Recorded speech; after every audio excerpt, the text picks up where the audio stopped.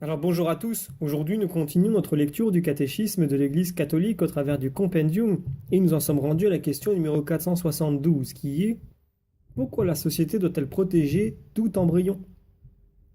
Eh bien une première réponse brève. Le droit inaliénable à la vie de tout individu humain dès sa conception est un élément constitutif de la société civile et de sa législation.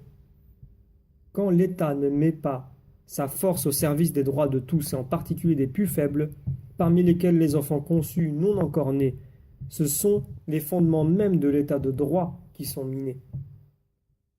Alors pour étayer ces propos, prenons les paragraphes 2273 et 2274 qui disent ceci.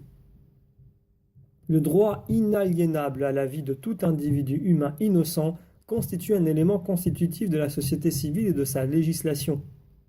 Nous lisons en Donum Vitae, les droits inaliénables de la personne devront être reconnus et respectés par la société civile et l'autorité politique. Les droits de l'homme ne dépendent ni des individus, ni des parents, et ne représentent pas même une concession de la société et de l'État.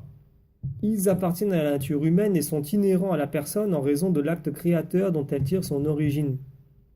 Parmi ces droits fondamentaux, il faut nommer le droit à la vie et à l'intégrité physique de tout être humain depuis la conception jusqu'à la mort. Dès le moment où une loi positive prive une catégorie d'êtres humains de la protection que la législation civile doit leur accorder, l'État en vient à nier l'égalité de tous devant la loi. Quand l'État ne met pas sa force au service des droits de tous les citoyens, et en particulier des plus faibles, les fondements mêmes d'un État de droit se trouvent menacés. Comme conséquence du respect et de la protection qui doivent être assurés à l'enfant dès le moment de sa conception, la loi devra prévoir des sanctions pénales appropriées pour toute violation délibérée de ses droits.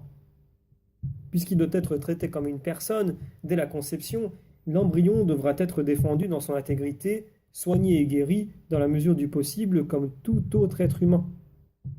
Le diagnostic prénatal est moralement licite s'il respecte la vie et l'intégrité de l'embryon et du fœtus humain et s'il est orienté à sa sauvegarde ou à sa guérison individuelle.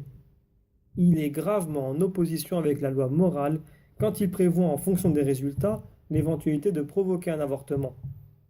Un diagnostic ne doit pas être l'équivalent d'une sentence de mort.